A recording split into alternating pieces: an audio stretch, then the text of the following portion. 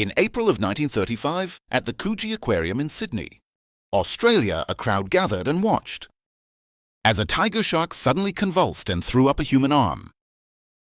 Now, about a week before this shocking incident, the aquarium's owner, Bert Hobson, set out on a fishing trip with his son to find something that would bring in crowds, get people excited, and really just put their business back on the map. And when they hooked a 14-foot or 4-meter-long tiger shark, they knew they had exactly what they needed. At the time, shark attacks were on the rise and people were terrified.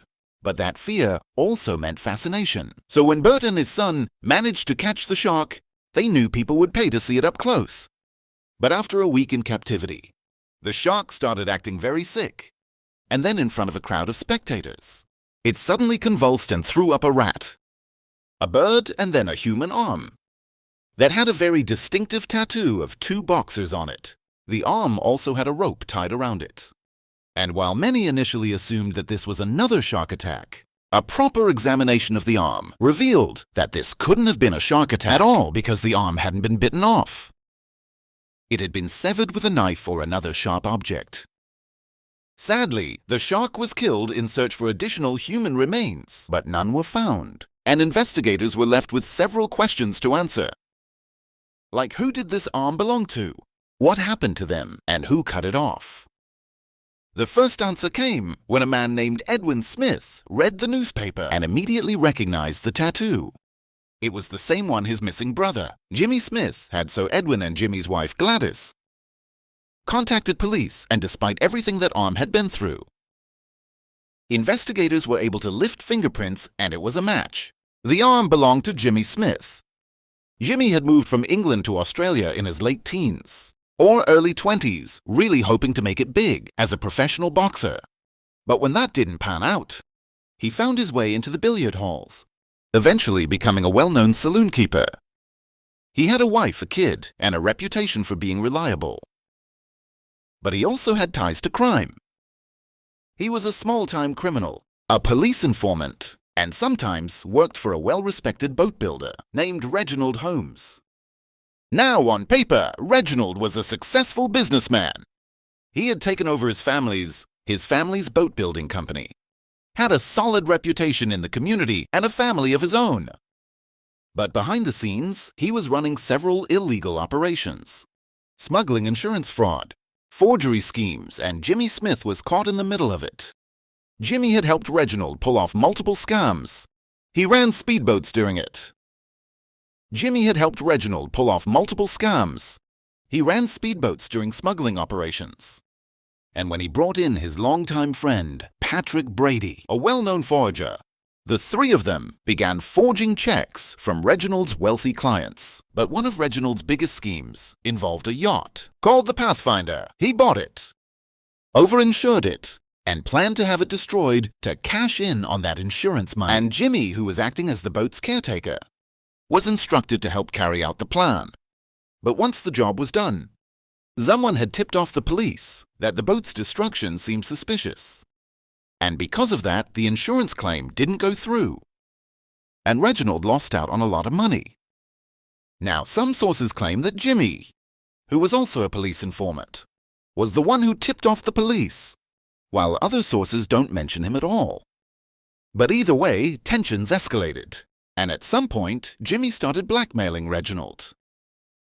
Investigators started piecing these things together, and it seemed likely that a disagreement, a falling out, or the pressure of blackmail had pushed one of the men, whether it was Reginald, Patrick, or both, to kill Jimmy, and soon.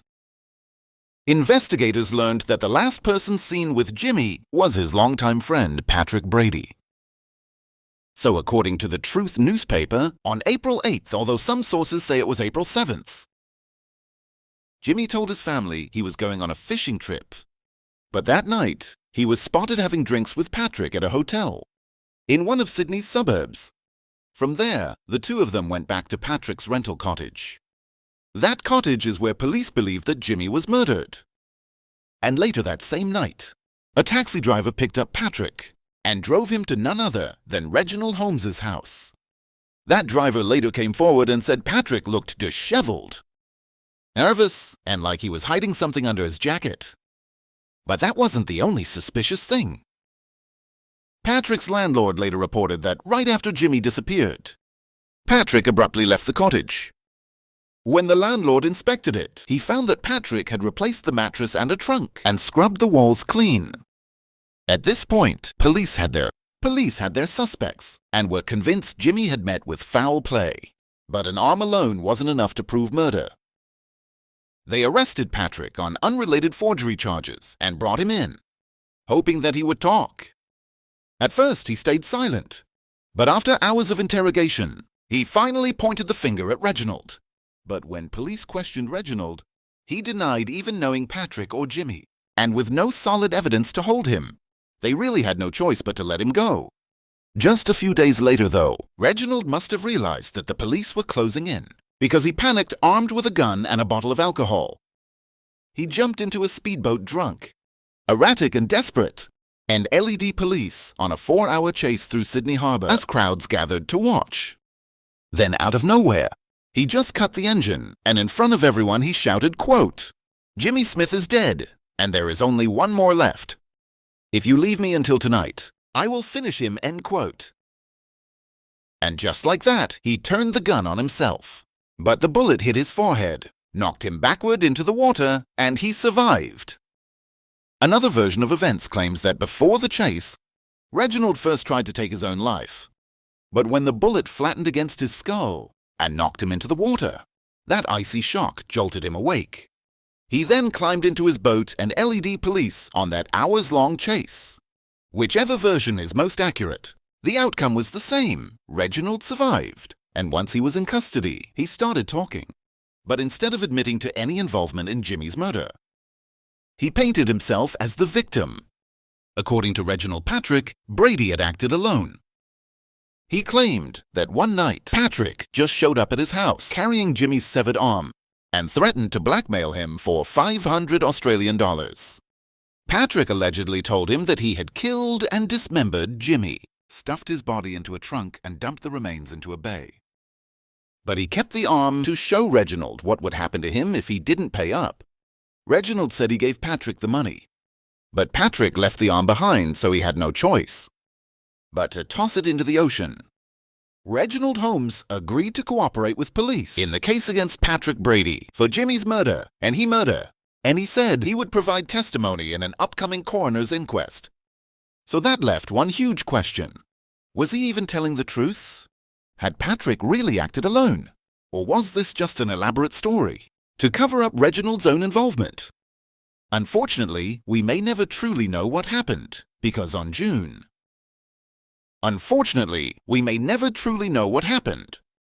0 to 6 to 12 or 1935, the very day Reginald was set to testify at the coroner's inquest into Jimmy's case, he was found dead in his car, shot 3 times. Keep in mind, Reginald was the key witness in this inquest, yet no one was assigned to protect him, to ensure that he could actually testify.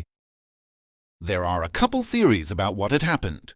Some believe Reginald pulled off one last scam, took out a massive life insurance policy on himself, and hired a hitman to take him out. That way, his family could still collect the payout, since suicide would have avoided the policy. But others believe Patrick Brady ordered the hit. Or maybe it was another one of Reginald's criminal associates who didn't want him talking. Either way, Reginald was now dead.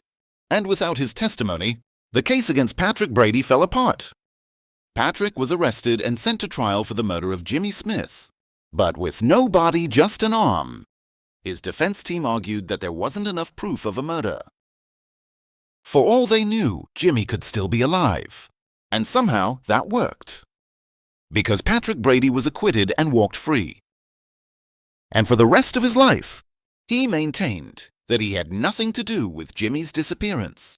Jimmy's case was never officially solved, and his body has never been found. If you've made it to the end of this video, thank you so much. Let me know all of your thoughts in the comments, and I will see you in my next video.